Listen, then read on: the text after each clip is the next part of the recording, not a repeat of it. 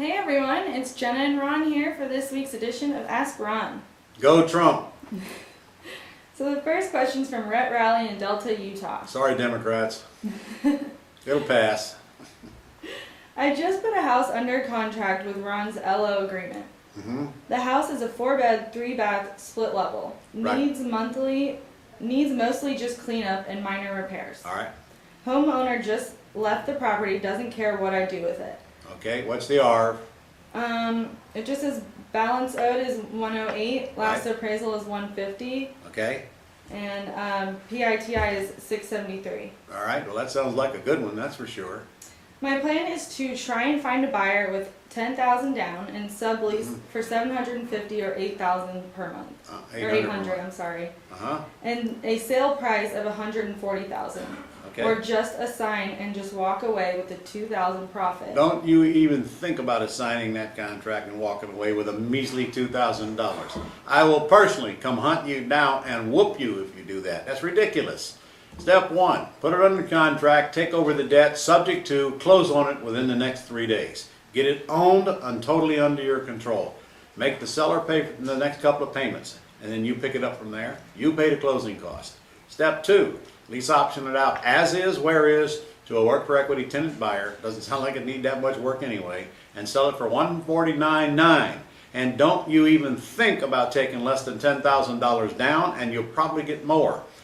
Pay the payment before you take less than $10,000 non-refundable option deposit. And now your buyer owes you $140 and you owe out $108. Get off this $2,000 stuff. And don't ever submit me a question again asking me if taking $2,000 is okay. No. Okay, All right, I got that off my chest. What's the next one? The next one's from Jason in Haines City, Florida. Hello, Jason. Hello, Ron. This is Jason. We met at the Quick Start in Orlando.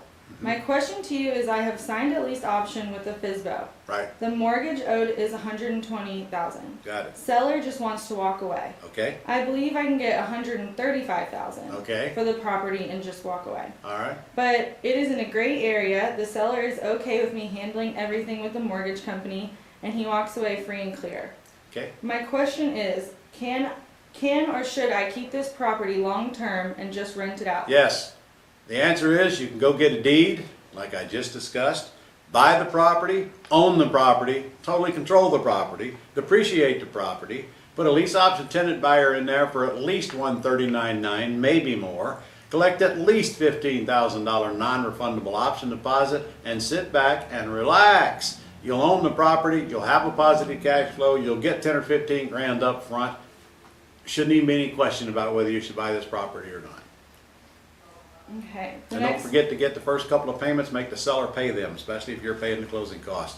And in Florida, you're going to have somewhere around, I don't know, maybe $1,000 to close on that deal, give or take.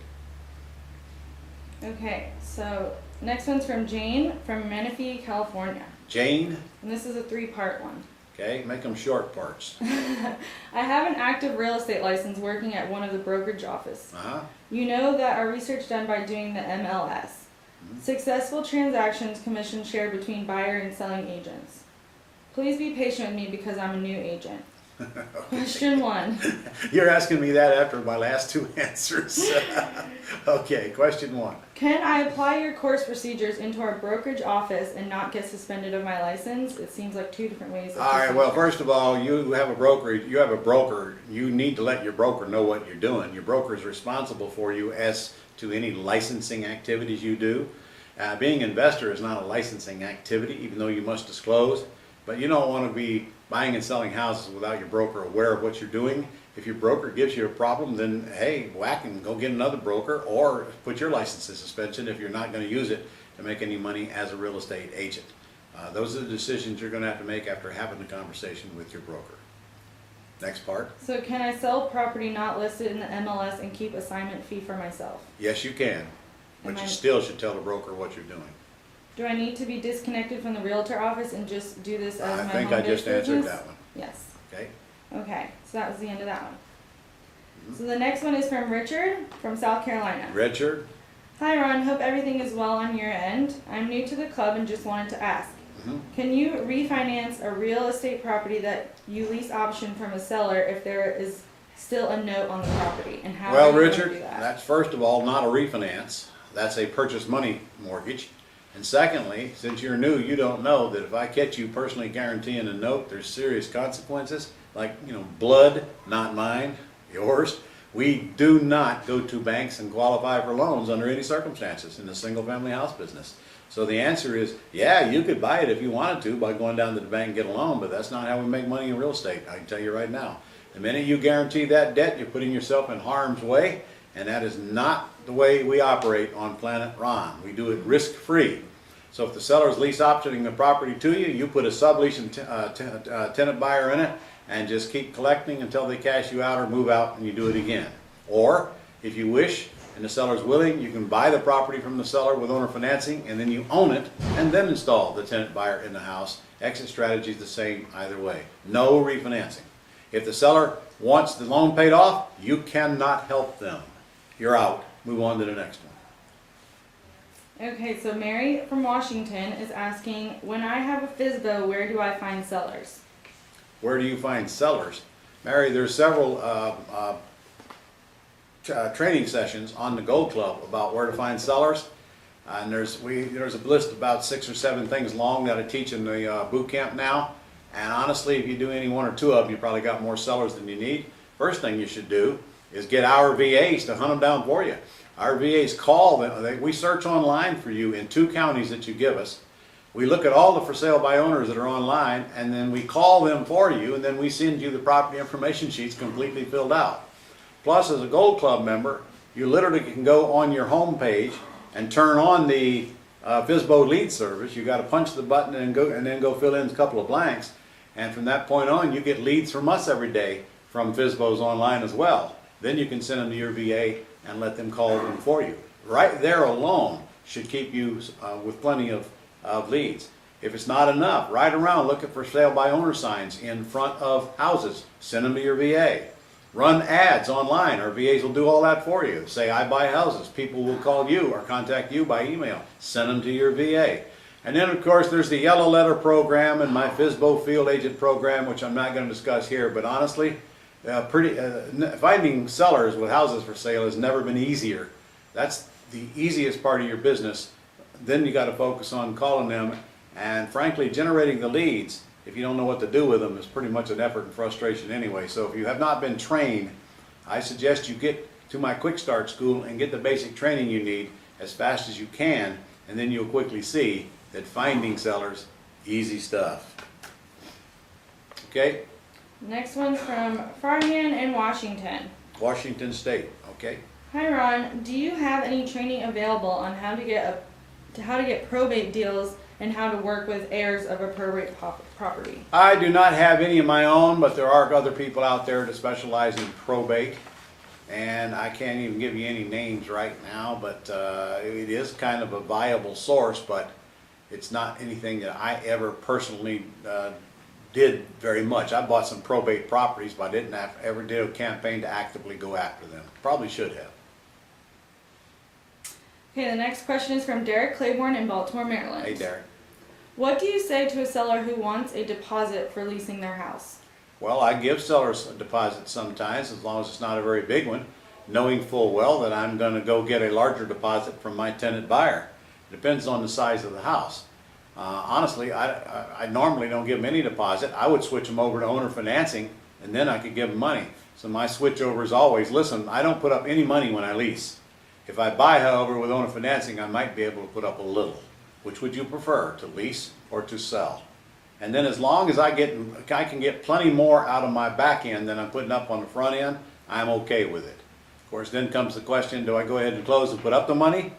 Or do I go ahead and put my buyer in there first and then put up the money? And that's going to depend on the deal, the size of the deposit, and your tolerance for personal risk and your bank account. Again, guys, training. Come get trained. Quick Start School. Gosh, I do one a month all across the country. You're missing so much. And you ought to see the deals that flow through these trainings when we do them. They're incredible. And we do them right in front of your face with your leads. Okay, the last one is from Jamal in Texas. Jamal. And it's just a 3-parter as well. Thank you for voting for Trump. Jamal says, I didn't vote for Trump. Well, Texas did anyway. All right. If I have bought a house with owner financing and have lease optioned it, Yeah. can I assign my lease option agreement I have with my tenant buyer to the seller and get out of the deal? If so, how does that work? Yes, you can, and that's the way we do it now.